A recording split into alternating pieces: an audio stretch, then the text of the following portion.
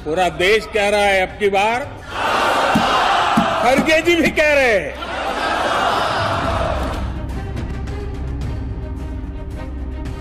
अब तो पहले 330, 334 की, अब ने तो 400 पार।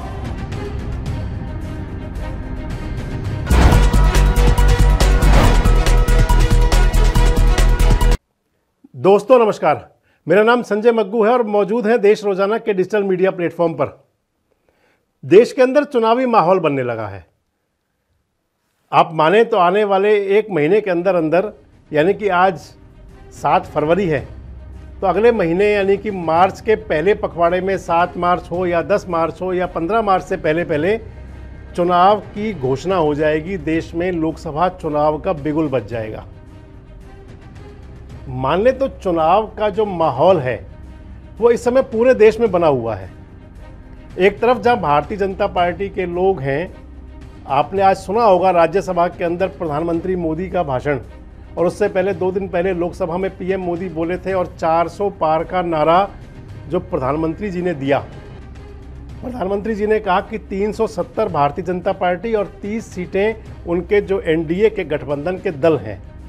तीसरा कार्यकाल भी बहुत दूर नहीं है। ज्यादा से ज्यादा 100-125 दिन बाकी है। और अब की बार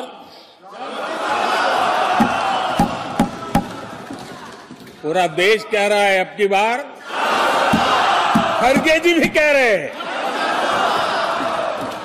लेकिन अध्यक्ष जी, मैं आमतौर पर ये आंकड़े के चक्कर में नहीं पड़ता, लेकिन मैं देख रहा हूं देश का मिजाज एनडीए को तो 400 पार कर पाई के रहेगा, लेकिन भारतीय जनता पार्टी को 370 सीट अवश्य देगा।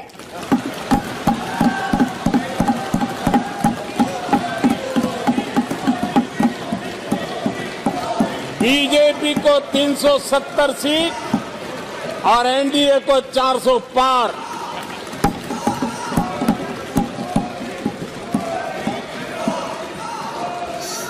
सभा की कार्रवाई इस विषय की समाप्ति तक बढ़ा दी जाए।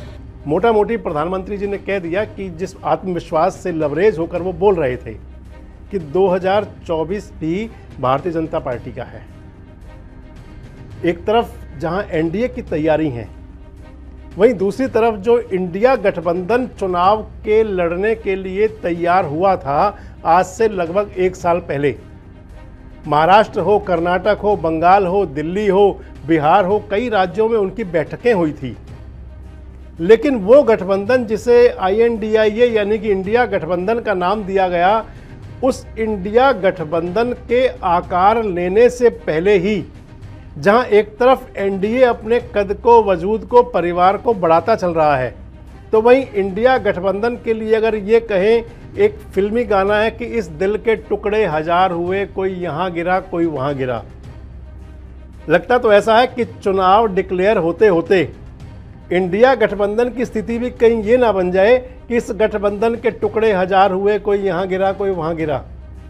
आप मान लें तो नीतीश बाबू जो एनडीए के खिलाफ इंडिया गठबंधन के रचयिता थे, जो प्रेरणा थे उसकी, जिन्होंने कि पूरे देश के अंदर घूम घूम करके, चाहे वो कर्नाटक गए हों, चाहे वो बंगाल गए हों, चाहे वो दिल्ली गए हों, चाहे वो अखिलेश को मनाया हो, तमाम प्रकार की जो रणनीति चली, उस सारे इंडिया गठबंधन के रणनीतिकार वापस जा चुके हैं एनडीए के अंदर। महागठबंधन की सरकार आपको पता है गिर चुकी है। 12 तारीख को विश्वास मत आएगा, खेला होने की बात चल रही है। अब खेला कौन सा होगा या झमेला होगा, ये तो 12 तारीख को बिहार का तो तय होगा। लेकिन ये जरूर है कि जो इंडिया गठबंधन के रचयिता थे, जो माली थे, जो उसके रक्षक थे, जिन्होंने उसको जन्म दिया, वो उस गठबंधन को छोड़कर जा चुके हैं। इंडिया गठबंधन के अंदर एक दूसरी बहुत बड़ी नेत्री थी ममता बनर्जी, पश्चिम बंगाल के मुख्यमंत्री। टाइगर ऑफ बंगाल कहा जाता है उनको, बंगाल की शेरनी। बंगाल की शेरनी आजकल दहाड़ तो रही है, लेकिन वो दहाड़ रही हैं अपने उसी गठबंधन पर, इंडिया गठबंधन पर। पहला ऐलान उनका ये हुआ कि वो गठबंधन में रहकर चुनाव नहीं लड़ेंगी, अकेले चुनाव लड़ेंगी पश्चिम बंगाल के अंदर 40 सीटों पर। अगला ऐलान हुआ तो अगले ऐलान में कहा कि कांग्रेस के साथ कोई चुनावी समझौता नहीं होगा, ये तो बोल दिया कि इंडिया गठबंधन में है। अब उसके बाद उससे जब आगे बढ़ी तो कह दिया कि कांग्रेस की हैसियत 40 सीट जीतने की भी नहीं है। अब ममता दीदी के वार से अभी उठे नहीं थे कि सूचना आ रही है आरएलडी यानी कि राष्ट्रीय लोकदल के नेता जयंत चौधरी छोड़ रहे हैं इंडिया गठबंधन को। जयंत चौधरी छोड़ रहे हैं इंडिया गठबंधन को। उत्तर प्रदेश के अंदर अखिलेश बाबू और जयंत, जो दो लड़कों की जोड़ी पिछले विधानसभा चुनाव में बनी थी, टूटते बनते वो जोड़ी बनी थी। इंडिया गठबंधन में दोनों दल शामिल थे। अखिलेश बाबू ने 7 सीटों की बात चली कि 7 सीटें दी जा रही हैं आरएलडी को, लेकिन वहां भी बता रहे हैं मसला सारा बिगड़ गया। 4 सीटों पर समझौता होने की बात चल रही है। भारतीय जनता पार्टी के साथ एनडीए में जा सकते हैं जयंत बाबू। अगर आगे चलते हैं तो महाराष्ट्र की जो तस्वीर कुछ संकेत दे रही है। उद्धव ठाकरे का सोमवार का अगर आप बयान सुने तो उद्धव ठाकरे ने सोमवार को प्रधानमंत्री जी के लिए एक संदेश छोड़ा कि हम तो पहले भी आपके साथ थे, आपने ही हमको छोड़ा था। अगर उद्धव ठाकरे ऐसा कह रहे हैं तो वहां भी कुछ गड़बड़ है। शरद पवार अभी तक उनकी स्थिति स्पष्ट नहीं है। कभी वो मोदी जी की तारीफ करते हैं, कभी वो इंडिया गठबंधन की बात करते हैं। अगर उसके बाद चलें तो अन्य राज्यों की स्थिति भी कोई अच्छी नहीं है। आम आदमी पार्टी कह रही है पंजाब के अंदर अलग चुनाव लड़ेंगे।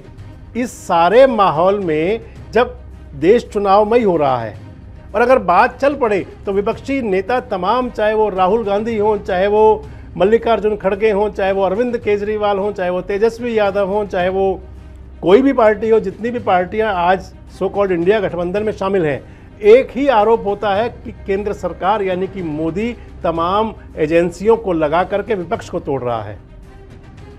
अरे भैया, अगर मोदी जी अपनी एजेंसियों को लगाकर विपक्ष को तोड़ रहे हैं तो आखिर नीतीश कुमार के पीछे कौन सी एजेंसी लगी थी? नीतीश कुमार क्यों पलटी मारकर वापस एनडीए में चले गए? और अगर अब जयंत चौधरी जा रहे हैं तो फिर जयंत चौधरी पर कौन सी ईडी की कार्रवाई होने वाली है? अगर मायावती जी इंडिया गठबंधन में नहीं जाती, मायावती जी कहती है कि अपने हिसाब से चुनाव लड़ेंगे, तो मायावती जी पर फिलहाल तो कोई केस पेंडिंग है भी नहीं। अगर शरद पवार जाते हैं, वो शरद पवार की जिनकी एनसीपी को तोड़ने का आरोप लगता रहा कि भारतीय जनता पार्टी ने उनकी एनसीपी तोड़ी, तो शरद पवार को आखिर जाने की क्या जरूरत आन पड़ती है? अगर उद्धव ठाकरे भी कहते हैं, जो पिछले दिनों बहुत जोर से गरजते रहे कि शिवसेना को महाराष्ट्र के अंदर अगर तोड़ने का काम किया तो बीजेपी ने किया, लेकिन अगर उद्धव ठाकरे भी अपना बयान कहीं ये दे देते हैं तो कि भैया हम तो आपके साथ थे, मोदी जी को कहते हैं कि हम तो आपके साथ थे, हमने तो आपको छोड़ा नहीं, आपने ही हमको छोड़ा, ये सब संदेश क्या हैं? और अगर इसी प्रकार से इंडिया गठबंधन रहेगा, जिसने कल्पना की थी कि 1 अपोज 1 कैंडिडेट होगा, तो 1 अपोज 1 कैंडिडेट वाली बात तो कहीं रहती नहीं है। हालांकि तमाम, अगर आप देखें यूट्यूब के चैनल्स पर, तमाम जो विश्लेषक हैं, तमाम जो बड़े एंकर कभी बड़ी टीवी चैनलों पर बैठे हुआ करते थे, आज जो तमाम यूट्यूब पर आ चुके हैं, वो रोज़ एक नई कल्पना के साथ आते हैं। रोज़ आपको बताते हुए मिलेंगे कि ये हो सकता है, वो हो सकता है। लेकिन बड़ी बात तो यही आ जाती है ना आखिर, कि आखिर किसने रोका अरविंद केजरीवाल जी को कि वो पंजाब के अंदर कांग्रेस के साथ गठबंधन में चुनाव क्यों नहीं लड़ रहे? आखिर क्यों सरदार भगवंत मान कहते हैं कि पंजाब में एकला चलेंगे हम? हरियाणा के अंदर भूपेंद्र सिंह हुड्डा जी को किसने अधिकृत कर दिया, जिसके अंदर कि वो रोज कहते हैं कि इंडिया गठबंधन की कोई जरूरत ही नहीं है, कांग्रेस खुद सक्षम है। जब अपनी ही पार्टियों के अंदर जूतों में दाल बट रही होगी, जब अपनी ही पार्टियों के अंदर इस प्रकार की सिर फटव्वल होगी, और मात्र अगर आप खुद इकट्ठा नहीं हो पा रहे, अगर आपका भानुमति का कुनबा जो जुड़ा है, जिसकी खिचड़ी दाल पक नहीं पा रही, और आप हमेशा अगर आरोप लगाते रहेंगे कि सरकारी एजेंसियां दुरुपयोग हो रहा है इसलिए हम इकट्ठे नहीं हो पा रहे, तो ये जनता के दिमाग में भी बात बैठेगी नहीं, ये बात बेमानी साबित होगी। इस समय देश पूरी तरह से चुनावमय होता जा रहा है। अगर आपने लोकसभा और राज्यसभा के अंदर पक्ष और विपक्ष दोनों के बयान, भाषण सुने हों, तो आपको ध्यान होगा मल्लिकार्जुन खड़गे साहब ने भी कहा था, जिसको कि जवाब में प्रधानमंत्री जी ने कहा, मल्लिकार्जुन खड़गे जी ने कहा था अपने भाषण के अंदर कि 307 तो आपकी आ चुकी हैं, 307 से भी ज़्यादा अगर एनडीए की देखें तो 333 सीटें थी, और उसके अंदर उन्होंने कहा कि अब 400 पार करके क्या कर लोगे। तो यानी कि एक तरह से तभी जुबान में तो कांग्रेस के अध्यक्ष, राष्ट्रीय अध्यक्ष ने मान लिया कि 400 पार की बात हो सकती है। अब तो पहले 330 334 की, अब ने तो 400 पार हो रहा है।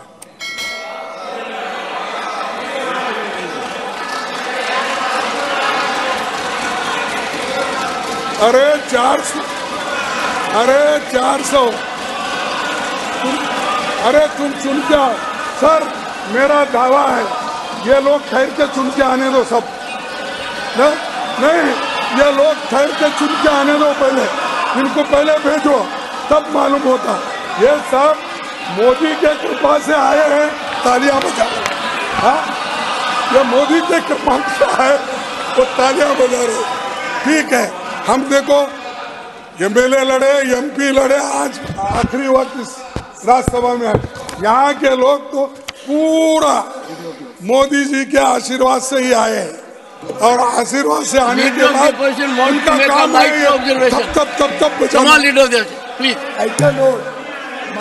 चुनाव जब नजदीक आ जाता है तो इस प्रकार की बातें तो होती हैं, लेकिन अगर विपक्ष के नेता अगर खुद इकट्ठा नहीं हो पाते और उनके इकट्ठा होने के पीछे जब एक दूसरे पर आरोप लगते हों, नीतीश कुमार अगर एनडीए में वापस जाते हैं तो केसी त्यागी तमाम सोशल मीडिया और मीडिया प्लेटफॉर्म्स पर बैठकर कहते हैं कि कांग्रेस की वजह से गए, कांग्रेस फैसला नहीं कर पा रही थी। ममता बनर्जी कहती है कि सीट शेयरिंग पर बातचीत नहीं करते। राहुल गांधी भारत जोड़ो न्याय यात्रा तो कर रहे हैं, लेकिन अखिलेश यादव के साथ भी यूपी में पटरी तो अभी बैठ नहीं रही।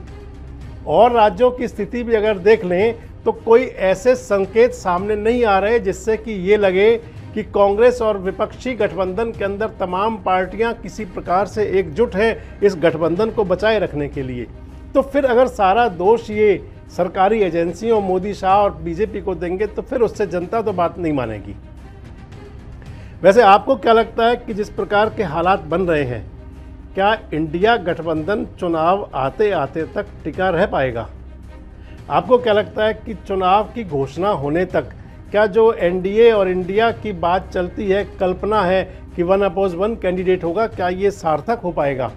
और आपको क्या लगता है कि जो भारतीय जनता पार्टी और प्रधानमंत्री मोदी, चाहे वो संसद से लेकर सड़क तक 400 पार का नारा दे रहे हैं, क्या वो नारा फलीभूत हो सकता है? कमेंट्स बॉक्स में आकर अपनी प्रतिक्रिया जरूर दें और इस प्रकार के वीडियोज़ और अपडेट्स के लिए हमारे साथ जुड़े रहें, देखते रहें देश रोजाना।